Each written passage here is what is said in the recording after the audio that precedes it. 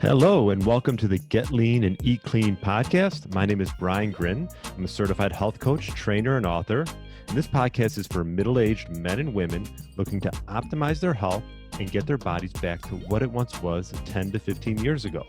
I will give you simple, actionable items to get long term sustainable results. Thanks for listening and enjoy the show.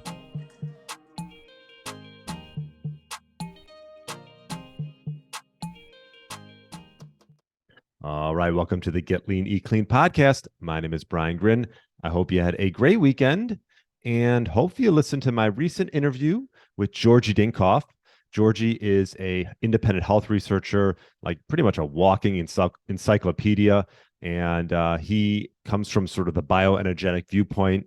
And so we touched on sort of his thoughts around insulin resistance regarding stress and fasting and fat versus glucose oxidation. Also, advantages of taking niacinamide, vitamin E, and aspirin. And we also touched on certain health markers that you should look for. One of them was cortisol to DHEA, which was really interesting. He's touched on that on a few other podcasts. So he's a fast talker. I definitely recommend you listen to it maybe more than once because he's got a lot to share and it goes really fast. So definitely check that one out if you haven't already. That's episode 244. And now today's micro podcast, we're going to touch on a paper that was written by James D. and James O'Keefe, and it's omega-6 vegetable oils as a driver of coronary heart disease, the oxidized linoleic acid hypothesis. And I thought this was a relevant topic to talk about because Georgie talks a lot about PUFAs and the intake of omega-6 vegetable oils and how this has just been on the rise. And it touches on this in the paper, and I'll sort of read some of the quotes and the sort of the highlights so you can get. If you want to go dive deeper, I'll leave a link in the show notes, so definitely check that out. But this intake of omega-6 vegetable oils, particularly soybean oil, and this began, as you know, the increase in the United States. It was a cheap way to sort of fortify foods and make sure that they essentially cheap way of cooking, I would say, as opposed to using butter or lard. So it was like sort of an increase of this omega-6s, these vegetable oils, starting in the early 1900s. And so there was a twofold increase in the intake of linoleic acid, the main omega-6 polyunsaturated fat that's found in vegetable oils. And so Georgie talks a lot about this, so I thought it'd be relevant to talk about this now. And it makes up about 8 to 10% of the total energy intake of the Western world. So omega-6 fat linoleic acid should not be confused with CLA, conjugated linoleic acid, which is in pastured animal foods. And so you see this sort of rise in these omega-6 fats, linoleic acid, and this decline in conjugated linoleic acid. And so, so the theory here is that essentially there's this 2.5-fold increase in linoleic acid, increasing from 9.1% to 21.5% from 1959 to 2008. And this was, they measured by the concentration in the subcutaneous adipose tissue. So it's crazy. The concentration of linoleic acid in adipose tissue essentially is a reliable marker of intake because the half-life of linoleic acid is approximately 2 years in your adipose tissue. So the study from these authors noted that this increase in adipose tissue linoleic paralleled the increase in prevalence of diabetes, obesity, and asthma.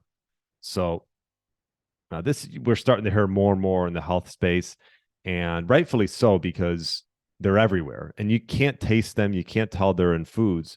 But if you start looking at labels and you're going out to restaurants all the time, this is what they're using. They're using these soybean oils to cook in. Soybean oil, sunflower oil, you name it. I could probably do a rap song. There's like 12 of them. Rapeseed oil, all of these vegetable oils. And the summary of this paper pretty much proved the fact that it's a causative factor in atherosclerosis and coronary heart disease.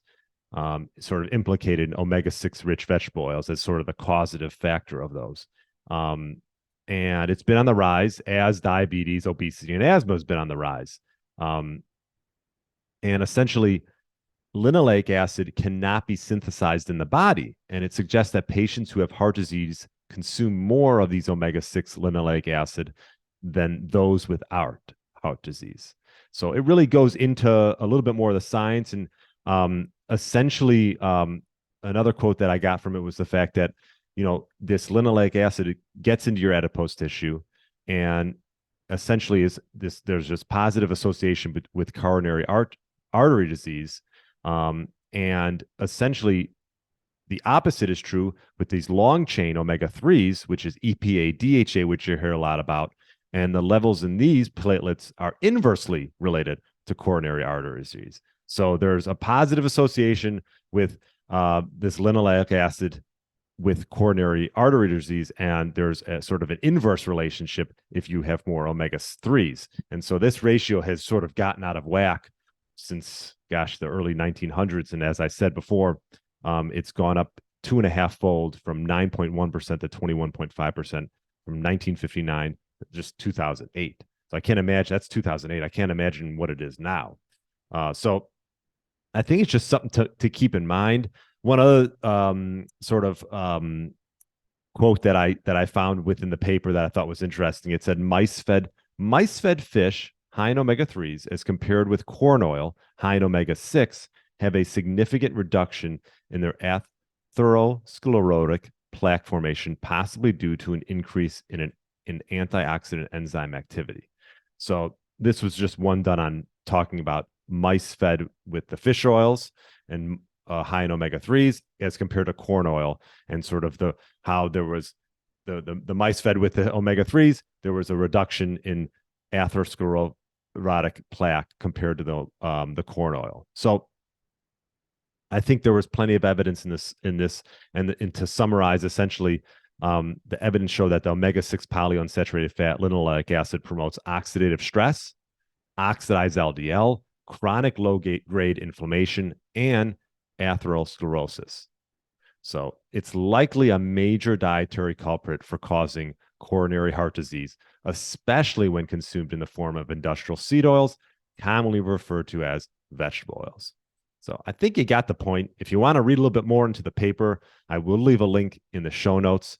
And I think a good place to start would be to try to just cook at home for yourself and not go out to eat, because they are using these vegetable oils at every restaurant that you go to. You can always ask them not to cook in them, and ask them to cook in some type of saturated fat, maybe butter or ghee if they have that. So just make sure when you're cooking at home, you're controlling it. So cook in, I like to use ghee, butter. You could use tallow. You can even use coconut oil, even avocado oil. Make sure it's pure avocado oil, and even extra virgin olive oil. So use those oils as opposed to these seed oils, and I think you'll be a lot better off.